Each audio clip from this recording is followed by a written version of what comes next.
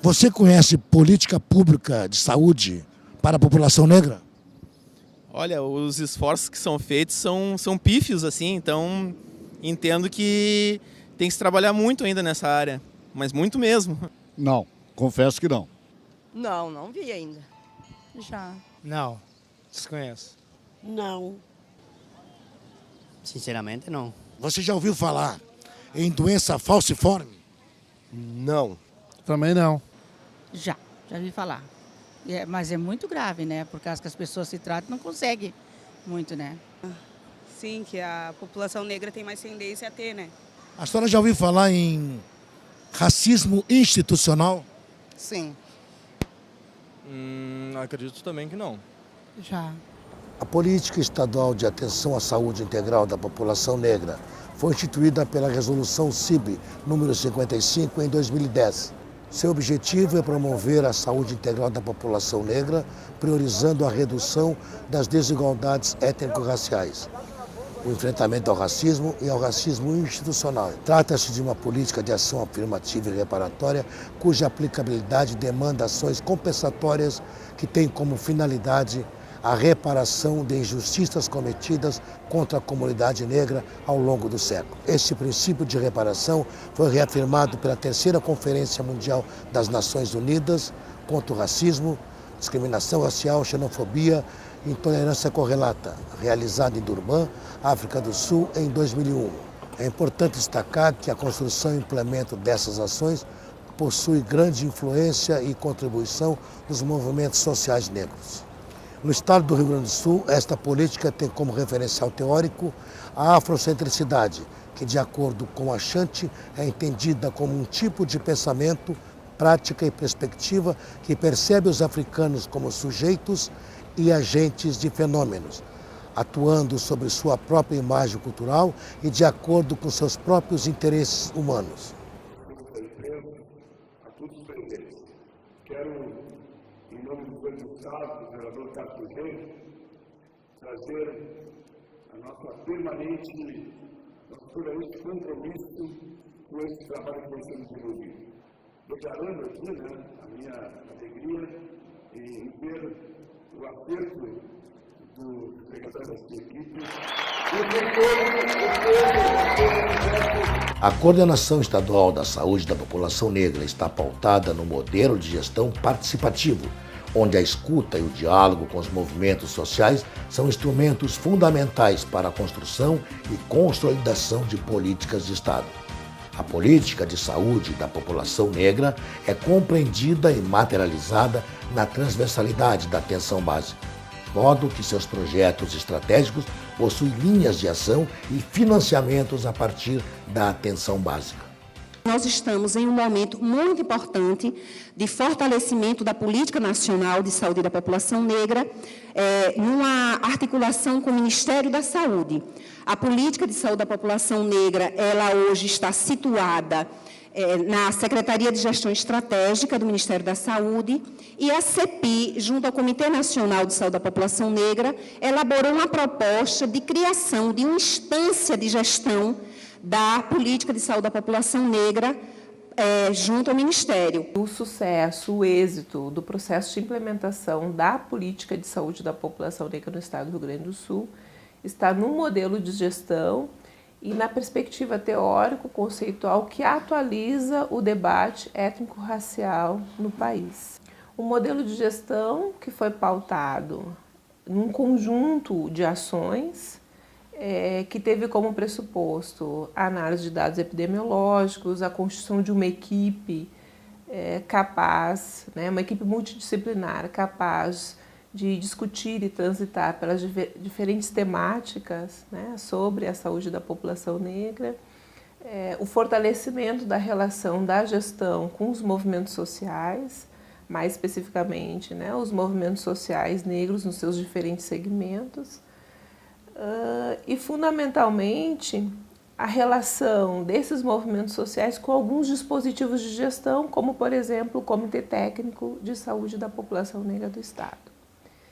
Então, foi olhando para este cenário e também para os projetos estratégicos do governo do estado, que nós criamos os projetos estratégicos da saúde da população negra. E aí então criamos, por exemplo, a estratégia de saúde da família quilombola. Primeiro, uma concepção de gestão, né? De gestão vinculada e próxima à atenção. E isto traduzido em quê? Então, na necessidade de nós constituirmos no Sistema Único de Saúde redes regionalizadas de atenção à saúde.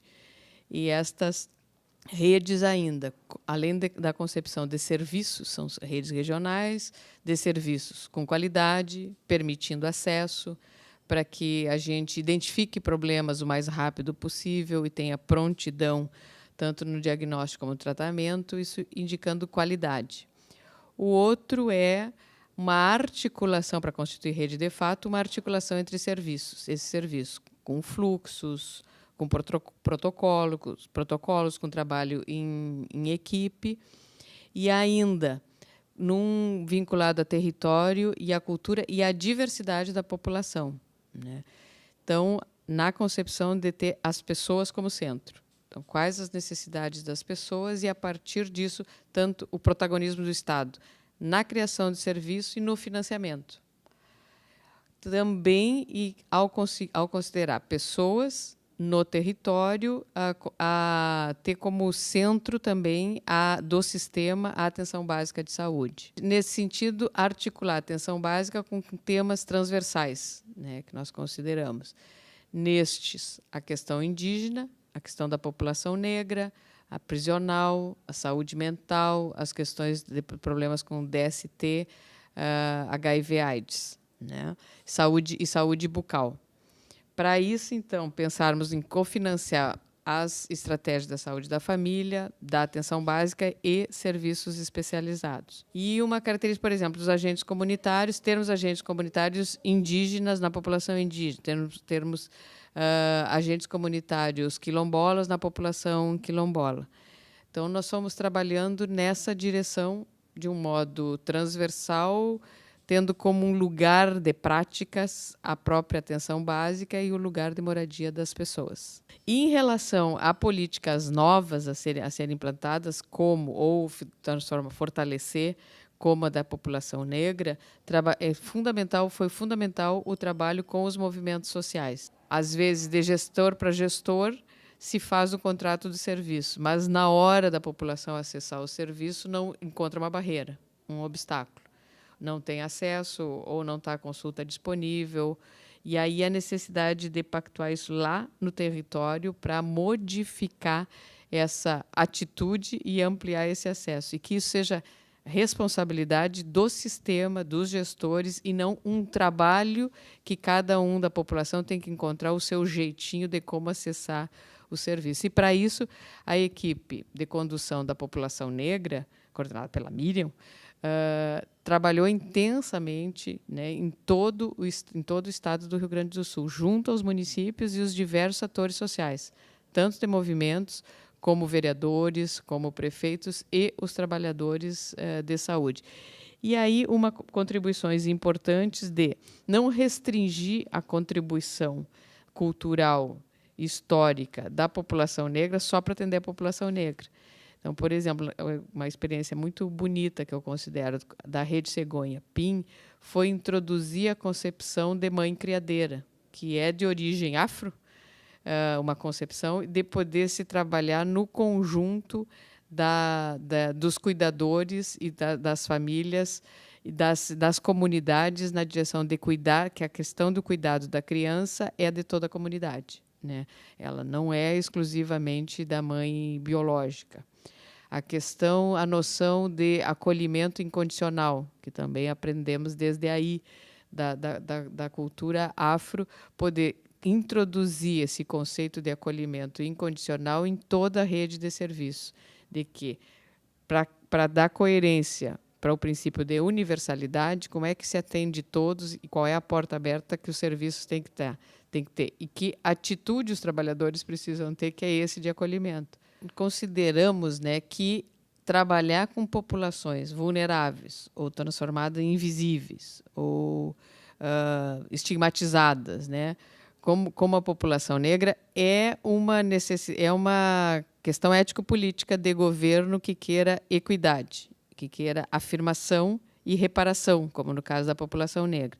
Então, ela é estratégico considerar prioridade. Agora, enquanto estrutura que garanta cuidado e faça a diferença na vida das pessoas, nós entendemos que é fundamental, e foi um acerto na Secretaria Estadual do Rio Grande do Sul, articularmos esta implementação de constituição da política e implementação das ações vinculada à atenção básica de saúde.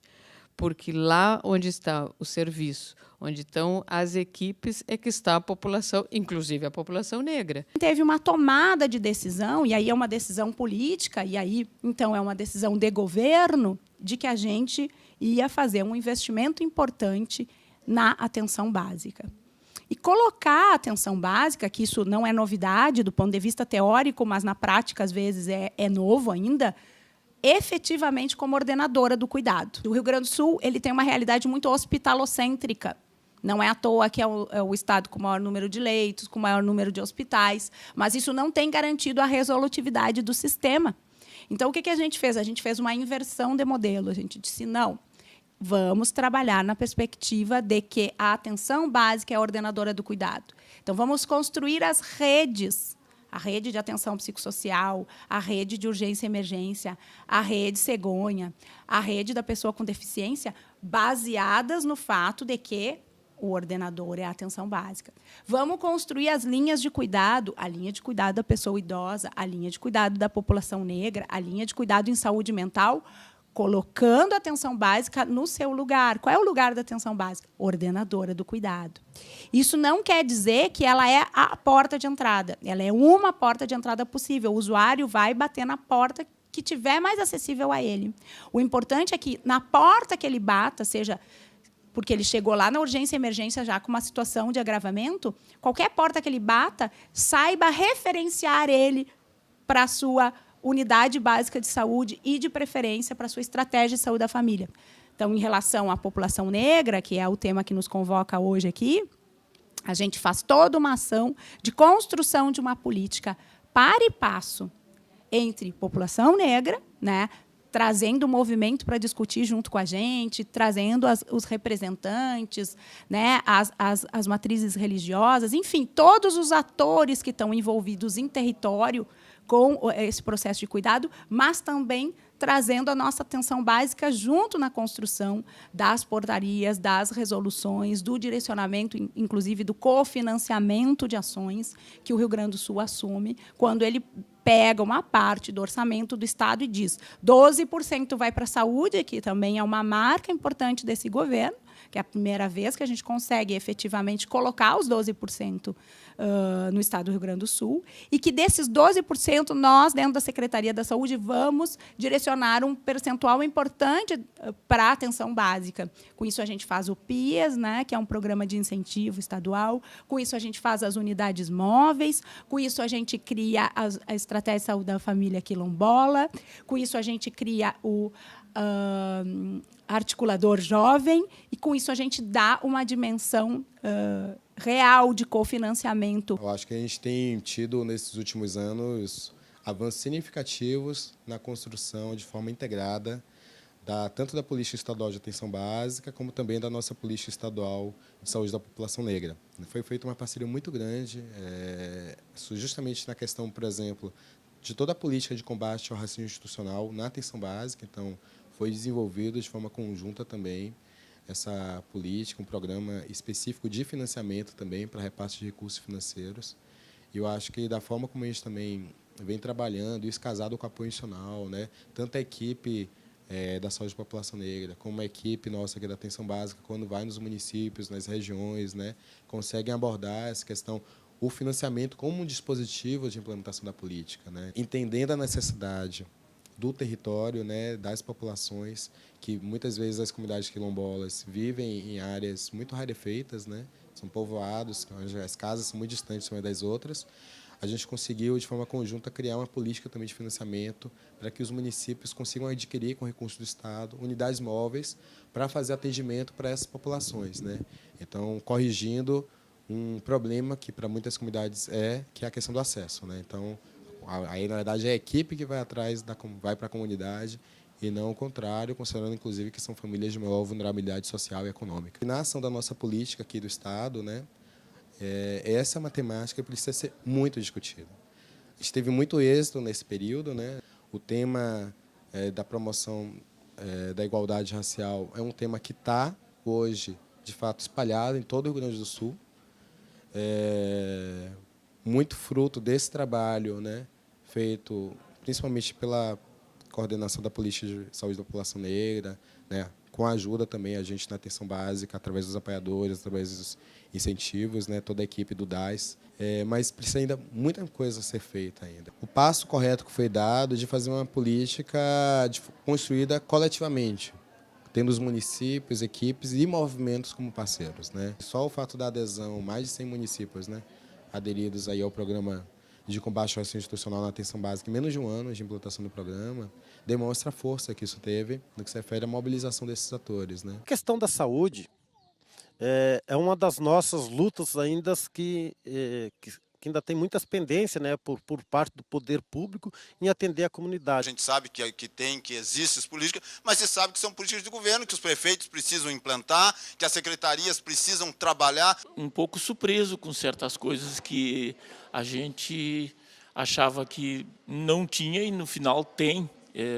Como eu já falei antes, certas coisas aí que parece que eles não querem fazer, porque se tem ao alcance da mão, por que eles não fazem? Então, eu levo para a comunidade isso aí, dizer, eles vou abrir o olho deles, olha, tem, só falta o prefeito, o gestor chegar e botar em prática. O ponto positivo, estou parabenizando o governo por essa ação que nos traz bastante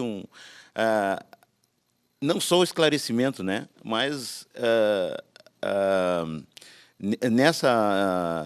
nessa ação de trazer por regiões, deixa bem transparente o que a gente espera do governo.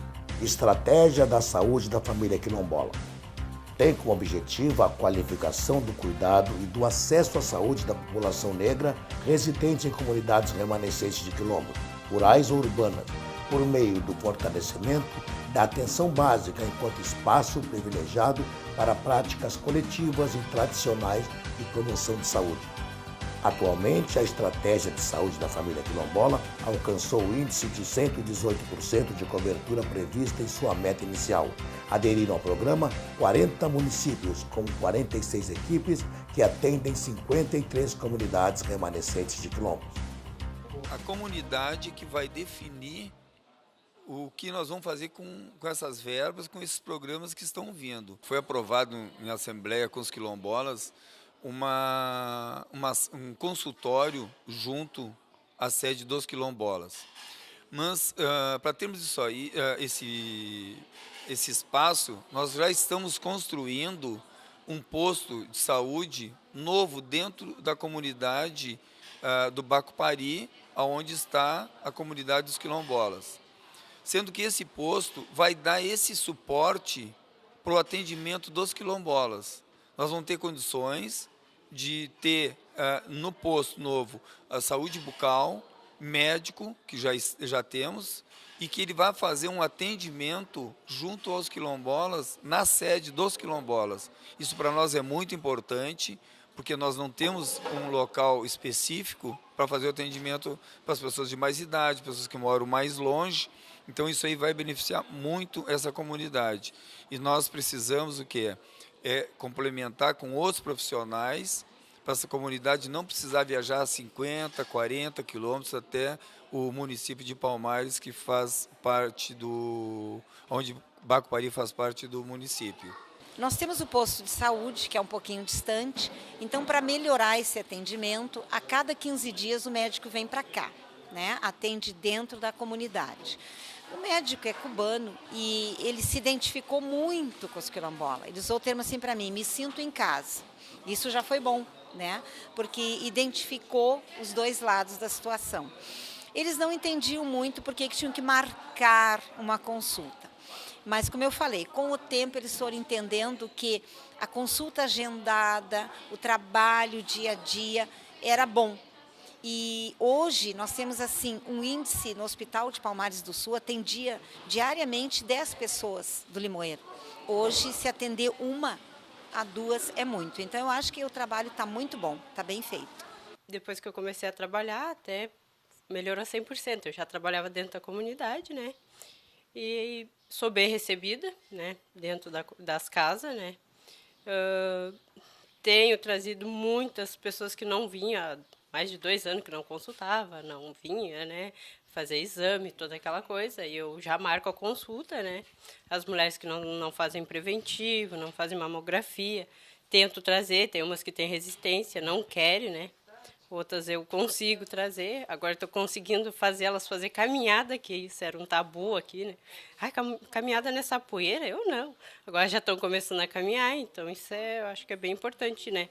O trabalho das agentes de saúde dentro de uma comunidade quilombola e no distrito também, né? A gente vai até a casa, né? Marca a consulta e o carro ainda vai, às vezes, lá levar o médico dentro da casa. Né? Então, isso, coisa boa, o médico veio me visitar, né? Às vezes, eu não estou arrumada, espera um pouquinho que eu vou me arrumar para ver o médico, né? Então, eu acho que isso é bem importante. Eu achei uma melhora muito grande porque até então, há 2 anos atrás, nós não tínhamos nada aqui. Não tínhamos nem o postinho ali. É um postinho como todos sabem e criticam, mas é um posto, é uma referência, né? E nós temos atendimento em casa. O atendimento é outro, porque eles conversam, eles perguntam, eles examinam, eles querem saber o nosso histórico, né? E dali é que eles vão se basear. Muito bom, ótimo, nota 10. Os quilombolas não discutiam saúde e nem o município também, não havia interesse, né? Não fosse a insistência do Betinho, todo dia eu recebia uma ligação. E às vezes até eu fazia de conta que que eu esqueci, daqui a pouco bom, mas eu vou ter que atender agora. E assim nós fomos a Porto Alegre e hoje estamos recebendo vocês aqui embaixo de em um lugar simples, né? Mas não é por isso, não. E graças a Deus é onde começou a ser implantado e, como diz, a água tanto bate em pedra dura até que fura, né? E foi isso que aconteceu com o município de Palmares, com a prefeitura, que hoje está implantando esses programas aqui. E hoje eu estou representando o Conselho Municipal de Saúde pelo Bacpari. Está trabalhando com a saúde nas comunidades. A gente tem um posto de saúde da área rural, comunidade quilombola, e a gente está pensando em ampliar esse posto, trazer para dentro da comunidade, porque ele não é na área quilombola, é numa área afastada da comunidade. Está se encontrando agora um melhoramento com esse trabalho da saúde, né? Mais médico, né? Que tem uma presença aqui dentro da comunidade, né? Favorecendo as pessoas. Isso para nós é importante, esse trabalho aí, porque a gente sempre foi um pouco sentindo dificuldade de expressão, até para o movimento da sua saúde, né? Durante a 3ª Conferência Nacional de Promoção da Igualdade Racial, a presidenta Dilma declarou que uma das prioridades do programa Mais Médicos era o atendimento das comunidades quilombolas do país. Após essa declaração, a Secretaria de Estado da Saúde informou ao Ministério da Saúde o conjunto de municípios do Estado com comunidades quilombolas. Este processo possibilitou que o cuidado à saúde das comunidades remanescentes de quilombos fosse potencializado no Estado, com atendimento de médicos do programa Mais Médicos em 40 municípios. Para além disso, a presença e convivência de médicos negros, em especial as médicas negras cubanas, possibilitou a ressignificação de relações e a potencialização de vínculos junto a homens, mulheres, jovens e crianças que passam a ter outro padrão de referência sobre o ser médico e médica no Brasil. Nós chegamos há um ano atrás, aqui no Brasil. A acolhida foi muito boa. As pessoas são muito carinhosas, muito parecida com o povo cubano também. Começamos o atendimento nas consultas aqui na mesma comunidade. Tinha consulta também no posto, mas aí a comunidade das quilombolas tinha essa atenção especial aqui na própria comunidade. Começamos as visitas domiciliares às pessoas mais idosas que não conseguiam chegar até o posto. E aí começou todo aquele trabalho na equipe, as técnicas de enfermagem, as agentes comunitárias, começou todo um acompanhamento, acolhimento e acompanhamento das pessoas das quilombolas. E eles aceitaram o nosso trabalho, nos receberam muito bem. E aí eu acho que vai continuar esse trabalho e vai se perfeccionar mais agora com o médico o tempo todo. Porque antigamente eu comecei só 2 vezes por semana, e agora já tenho médico todos os dias. Vi que a população das quilombolas era muito parecida à população com que eu trabalho em Cuba. É uma população que é mais fácil de trabalhar, porque gostam da medicina preventiva, gostam da medicina natural, o uso de chá, de ervas, que ajudam e não tem aqueles efeitos adversos dos outros medicamentos. Tenho uma equipe muito boa, desde as agentes comunitárias, que são parte muito importante, que são aquelas que fazem o cadastro direito com a população, e as técnicas de enfermagem. Ainda não temos enfermeira, mas entre todos tentamos fazer o trabalho. Desde a palestra que damos para a comunidade, tentando mudar aquela medicina que só era trocar receita, dar remédio para as doenças. Estamos fazendo um trabalho que está encaminhado a fazer a verdadeira medicina preventiva, que é a medicina da saúde da família, prevendo as doenças antes de que elas comecem, trabalhando sobre os fatores de risco para que as pessoas não cheguem a ficar doentes. É muito mais econômica e também é muito mais saudável, porque não tem que tomar aquele remédio que sempre vão ter efeitos adversos sobre a saúde.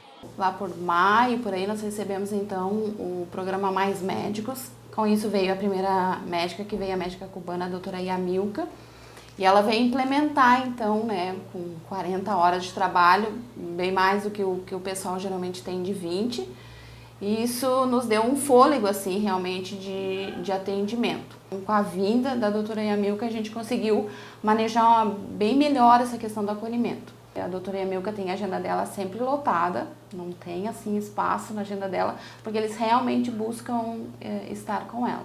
E a minha percepção é essa, que eles se sentem mais à vontade com ela, algo mais, acho que mais próximo assim, né? Há uma identificação com ela maior por ela ser negra. No começo, a população ficou surpreendida, tá? Eles achavam muito estranho uma médica cubana e negra, tá? Muitos deles me falaram que aqui no Brasil é muito infrequente consultar com um médico negro ou negra, tá?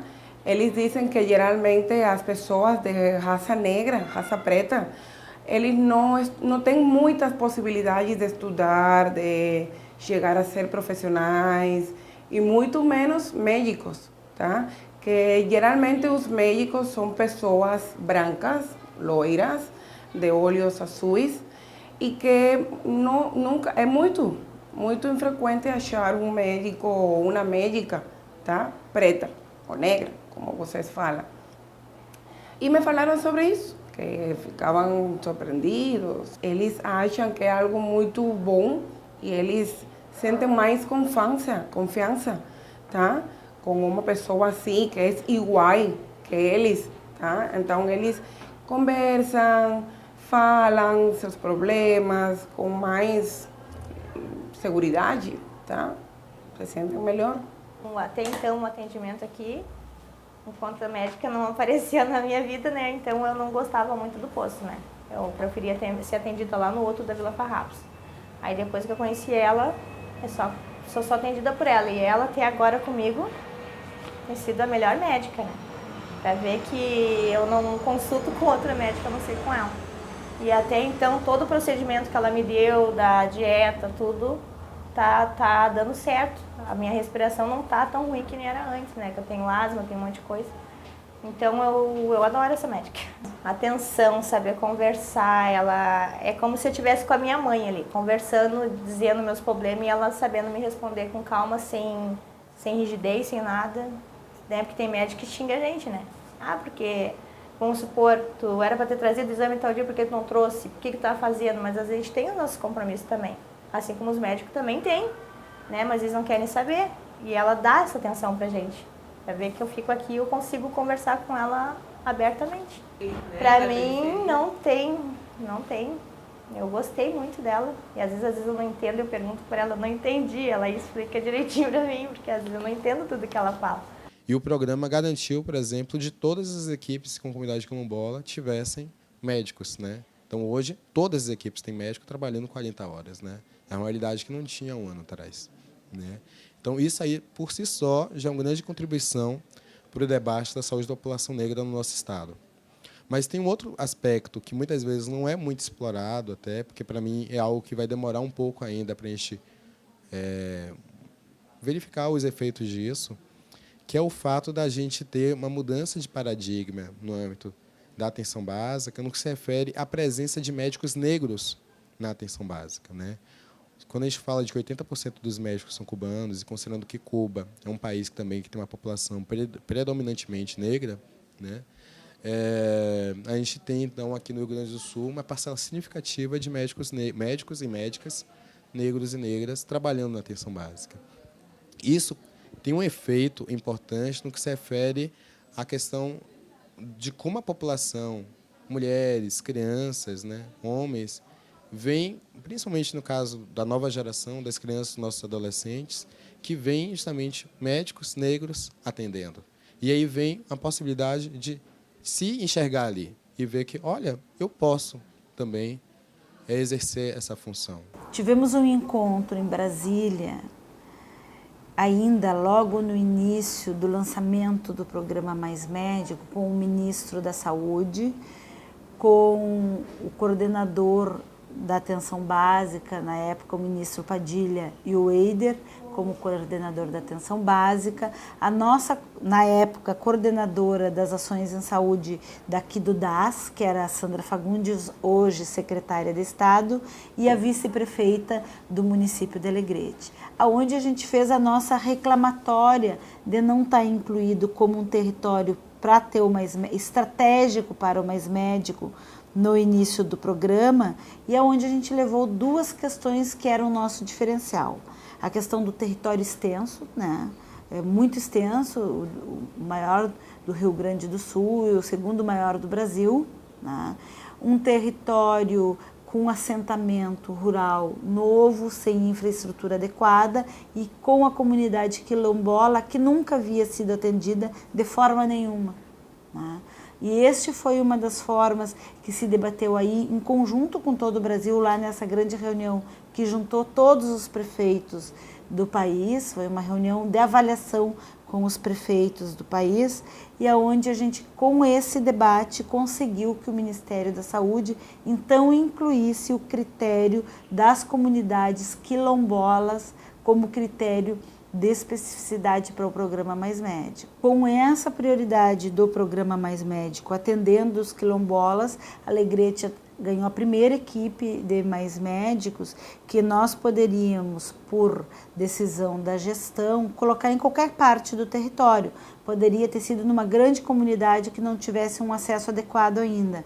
Mas como foi essa primeira equipe a que deu caminho e abriu o processo para a comunidade quilombola, a gente fez questão de colocar no território quilombola, o que não era uma obrigação nossa, certo? A gente poderia ter colocado em qualquer parte do nosso território, mas a gente achou que o justo, nesse momento, era, em agradecimento à própria comunidade quilombola, que, pelo argumento da sua existência, nos incluiu o Brasil inteiro no programa, a nossa primeira equipe da saúde da família com o programa Mais Médico.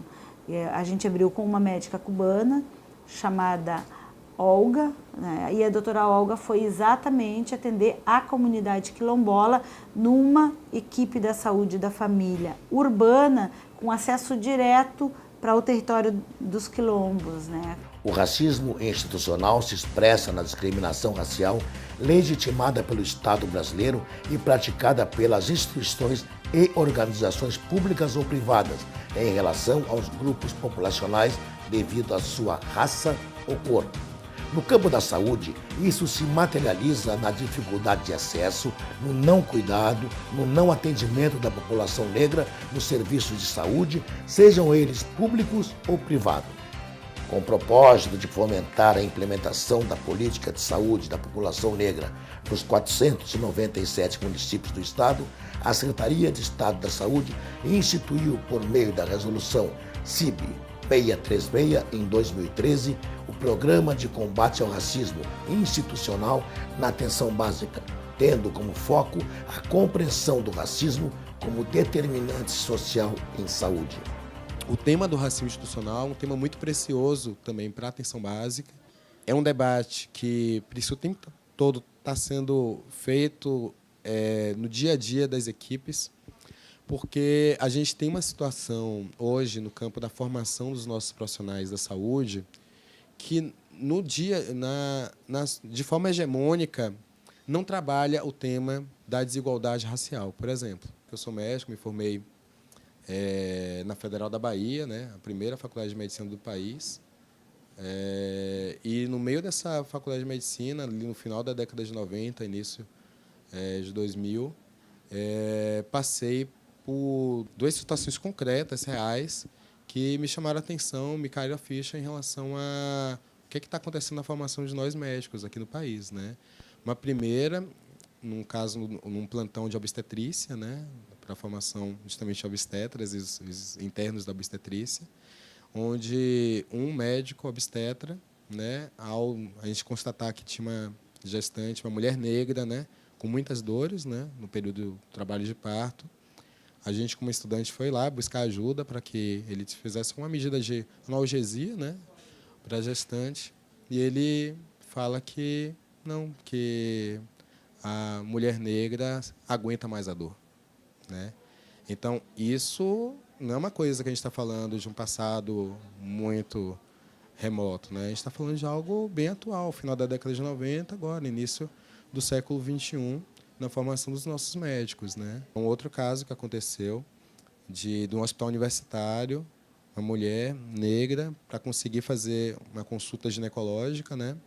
Ela é submetida a uma sala com mais de 8 estudantes de medicina, né? A maioria todos, na verdade, todos brancos, né?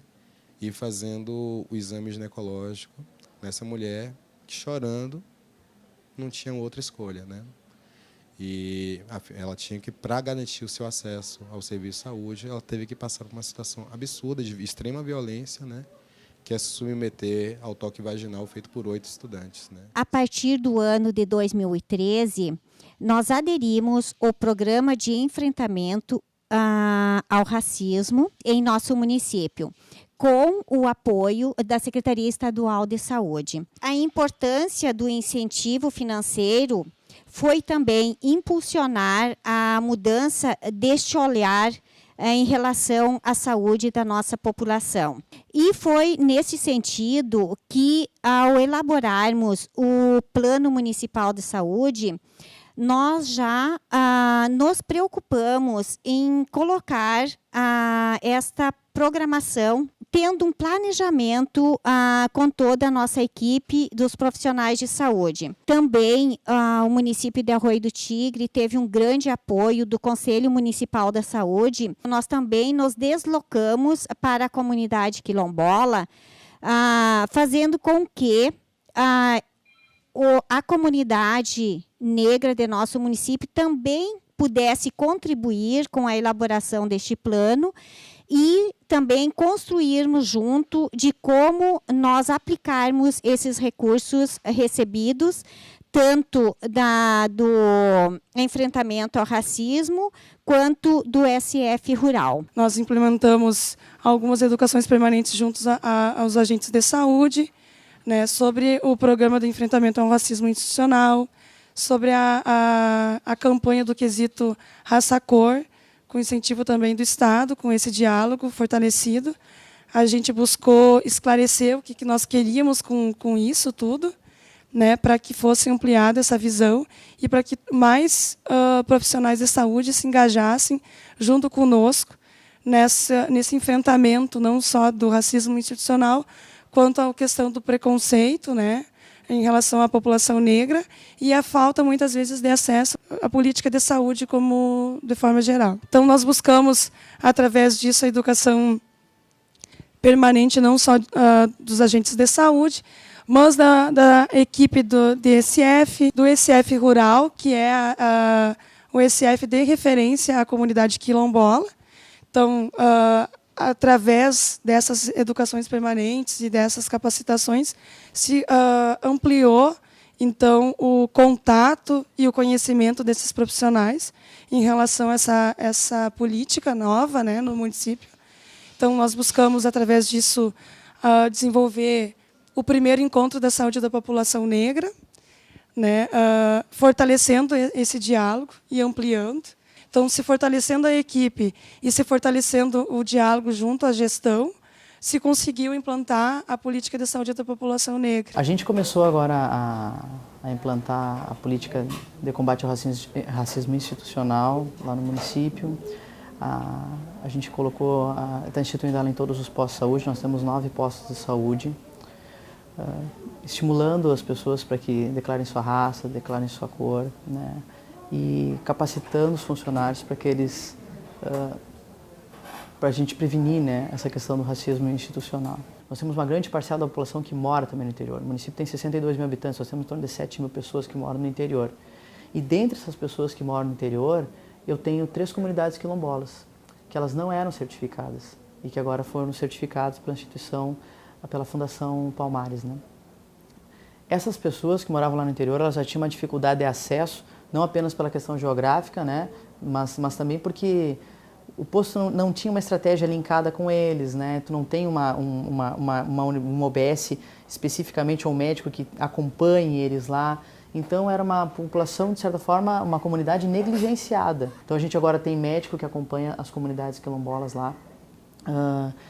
Nós já fizemos visitas em todas as comunidades também, né? A gente está acompanhando eles lá e na cidade, marca para eles têm muito mais facilidade de acesso também e atendendo também as singularidades da raça, né? Como, por exemplo, a doença falciforme. Fomos dos municípios contemplados com a unidade móvel, né, que vai atender o interior e que vai atender essas comunidades. Aderimos à questão da saúde da família da população quilombola, onde a gente pensou uma estratégia específica para aquela comunidade, ligada ao programa Mais Médico também, e aderimos também o programa de combate às desigualdades raciais, a questão institucional, né? E com isso a gente foi se reorganizando e mudando o padrão de atenção dentro do município. A gente veio trabalhando junto com o Estado e ganhamos então uma unidade móvel de saúde para implementar uma equipe de saúde da família itinerante e que vem de encontro também com a equipe de saúde da família dos quilombolas. Fechamos agora, no mês de novembro, uma atividade que é intersetorial entre saúde e educação, que é a Semana Municipal, né, de combate ao racismo e da saúde da população negra, com o primeiro encontro da saúde da população negra, fazendo de forma conjunta, onde todas as equipes de saúde da família fizeram rodas de conversa com a sua comunidade e com a sua equipe para planejar o próximo período. E a gente também, dentro do orçamento do município, já deixar os recursos da saúde da família destinado para este projeto. Com o propósito de reconstruir, reterritorializar, restabelecer a humanidade do ser africano aviltada pelo processo de colonização europeia que vem forjar uma humanidade de concessão, a Secretaria de Estado da Saúde lançou a campanha Declare seu amor à sua mãe, avó, avô, pai, ancestralidade. Declare sua raça, cor.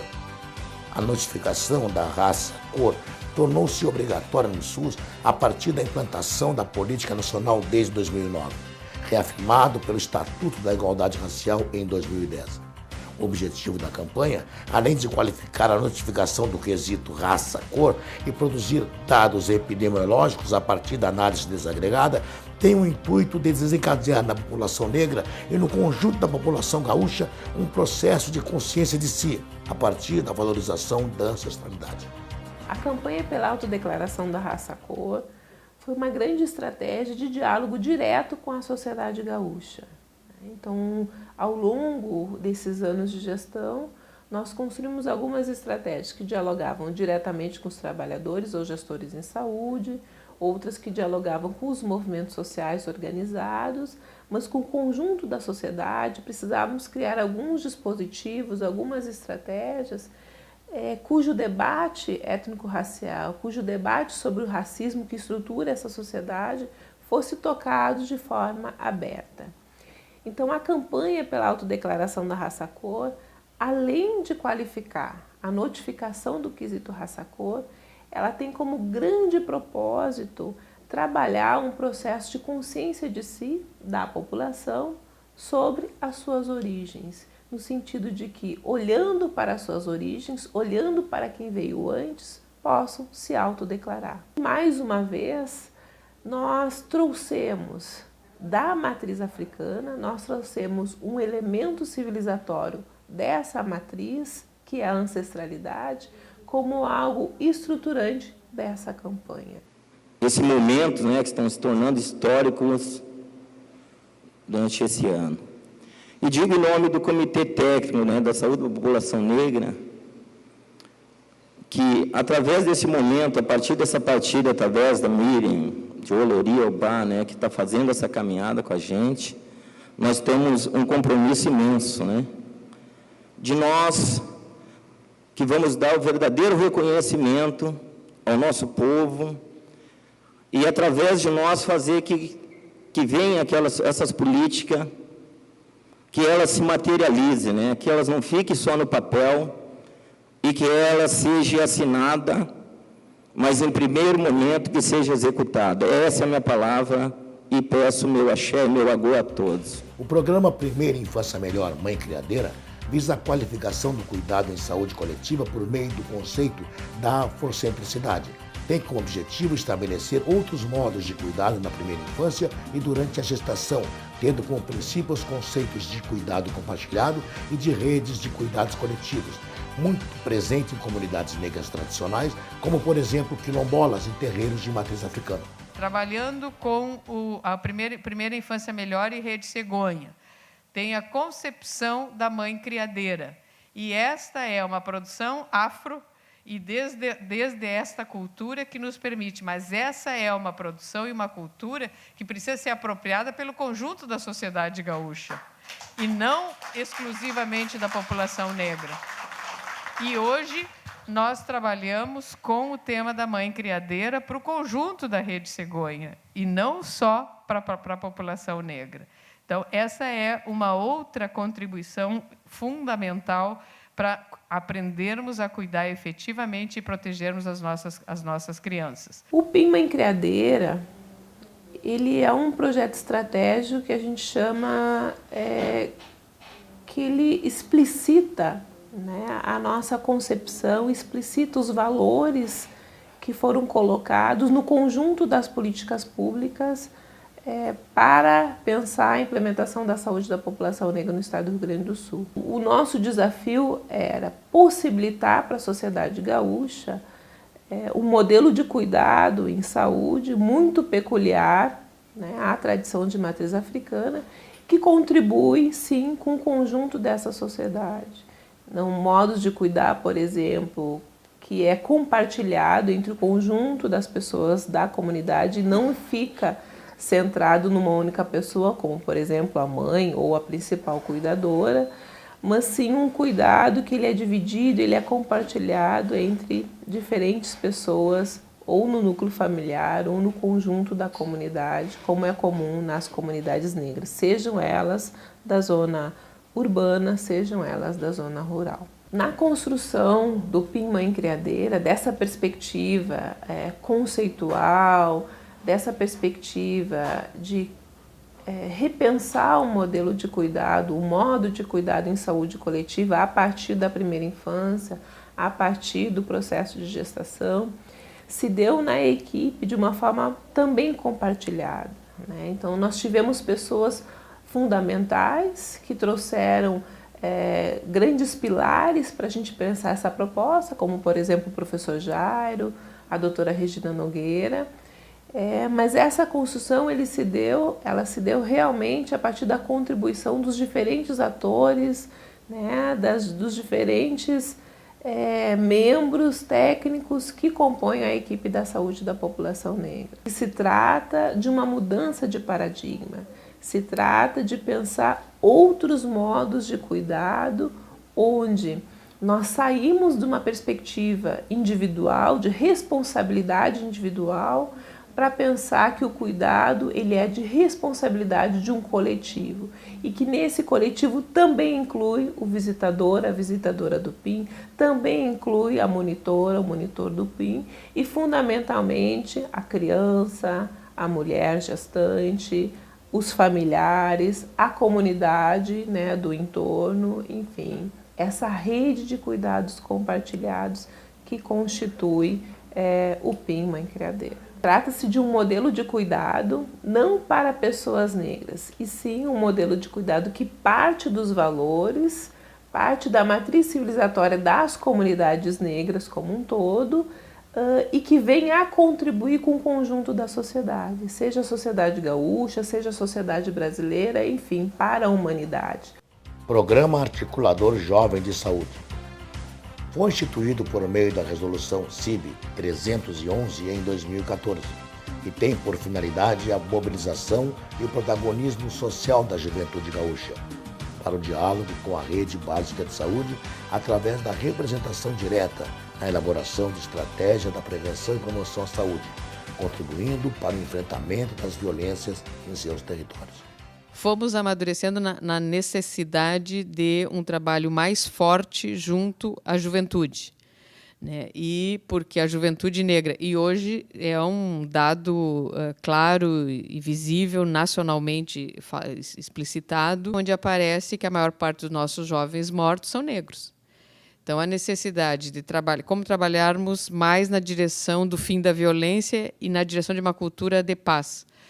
Nada melhor do que para trabalhar com jovem, tenhamos jovens trabalhando, que isso também já é comprovado. A partir da aprendizagem e de buscar enfocar o tema da violência, da redução da mortalidade dos nossos jovens, nós trabalhamos junto com os municípios a concepção e aprovamos do Articulador Jovem de Saúde, para trabalhar em território, também com enfoque racial, podendo ser negro ou não, mas trabalhando com enfoque racial junto com a juventude na redução da violência e da mortalidade dos nossos jovens. O Programa Articulador Jovem de Saúde tem como grande objetivo a mobilização, o protagonismo da juventude nesse debate entre saúde e juventude.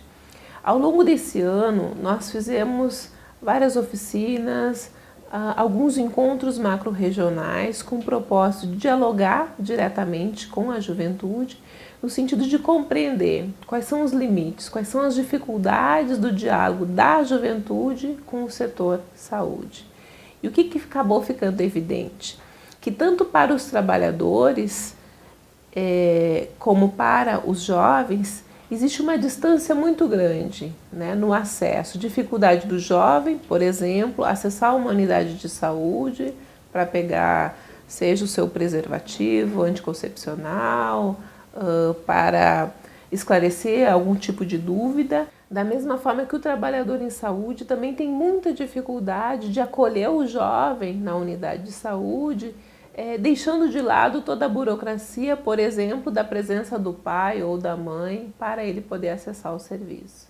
A saúde também não tem a juventude como uma pauta prioritária no sentido de qualificar o cuidado, qualificar o atendimento. E o articulador jovem, ele vem para isso. Ele vem para, a partir do diálogo direto da juventude com o trabalhador e com a gestão, qualificar o cuidado, construir ações de prevenção à saúde e de prevenção à violência no território. Que o Programa Articulador Jovem, ele materializa muito do que está colocado nas diretrizes do Plano Juventude Viva, quando lá fala da necessidade desse protagonismo da juventude na construção das políticas públicas. Saúde coletiva e saúde tradicional de matriz africana. Os valores civilizatórios de matriz africana, na perspectiva da afrocentricidade, têm sido base conceitual que vem estruturando programas e projetos estratégicos para a implementação da política de saúde da população negra. No entanto, o diálogo entre o sistema tradicional e convencional de saúde ainda é um desafio a ser materializado em nosso Estado e no país. A partir da política, a gente começa com um diálogo com recorte racial, mas também com recorte das diferentes culturas. E aí entra o povo de terreiro. Como é que é tratar da saúde desse povo de terreiro, levando em consideração a sua forma, né, de se relacionar com a saúde, que coloca em primeiro lugar esse sagrado, a relação com a ancestralidade, e que também é um povo que precisa ser enxergado de uma forma afrocentrada. Importante também é isso, romper as barreiras da gestão, né, porque a gente dialoga também com o racismo institucional, com o racismo que não quer compreender essa outra visão de mundo, com o racismo que não quer acolher essas diferenças, né? E tem sido um trabalho muito interessante, que a forma de cuidar do terreiro dialoga com as terapêuticas das ervas, dialoga com a própria relação, né, que o indivíduo tem com o sagrado, com os banhos, né?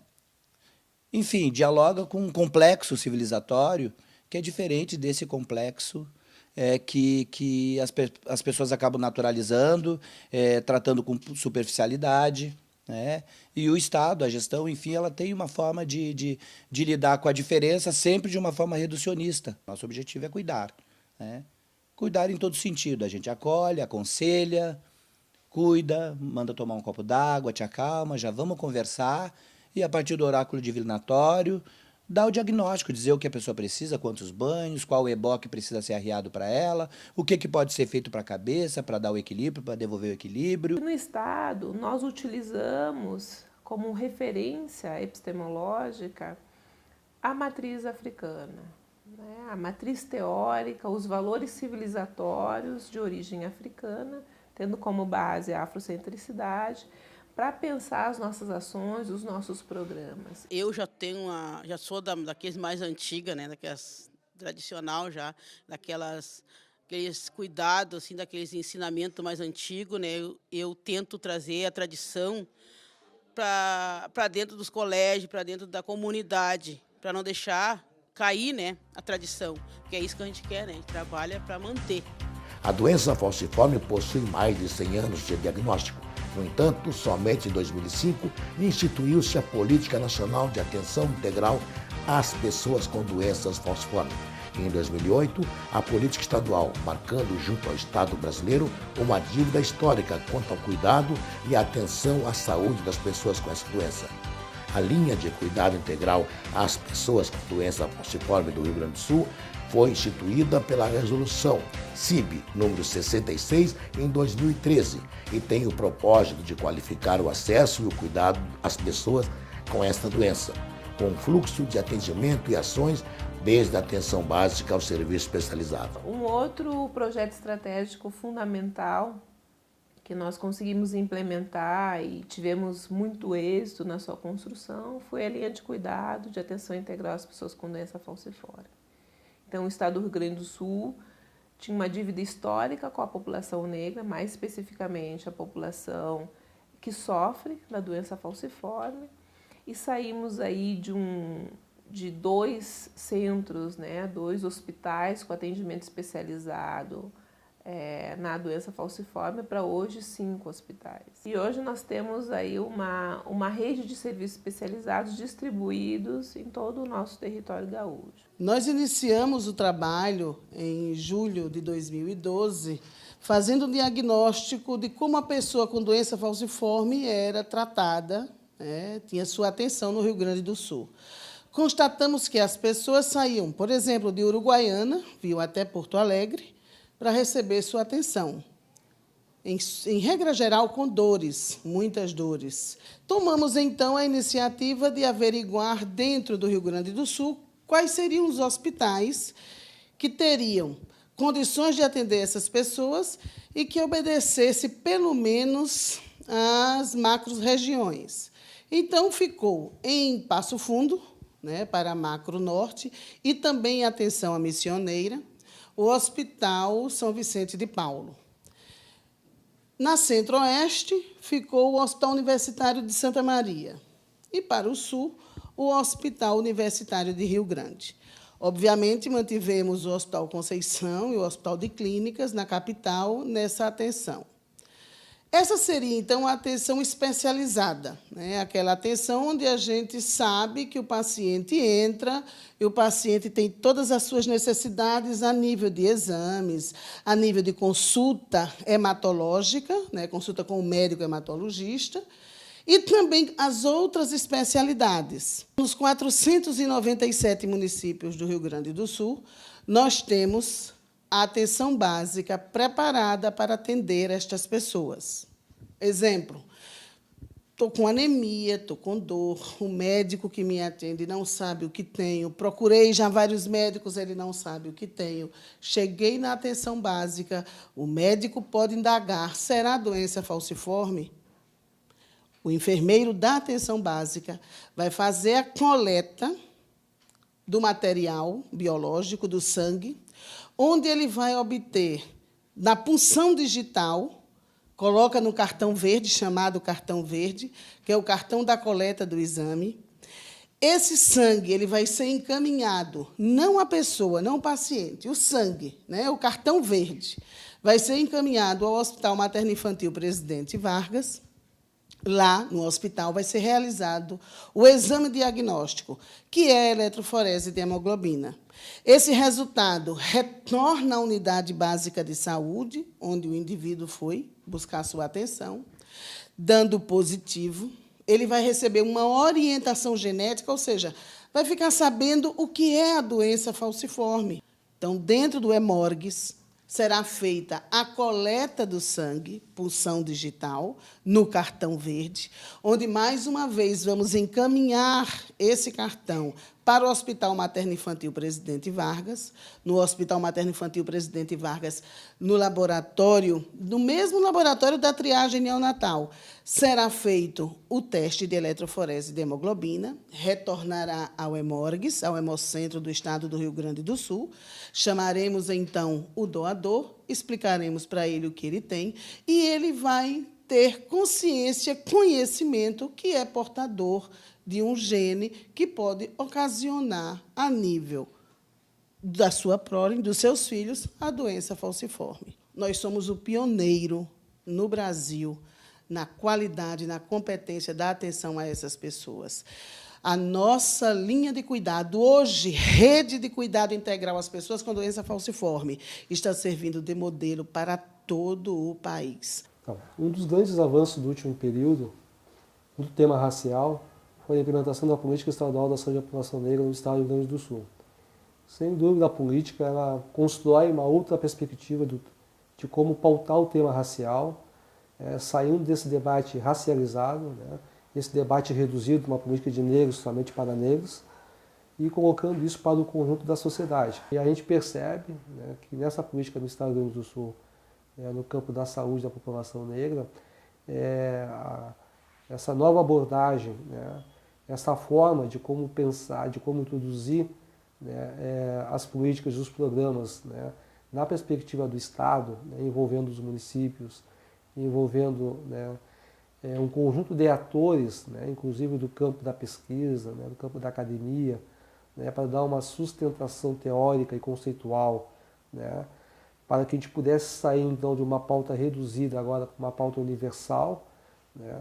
Para mim é o grande diferencial desse debate hoje, de uma proposta de uma política pública para essa área, né, voltada às políticas de igualdade racial.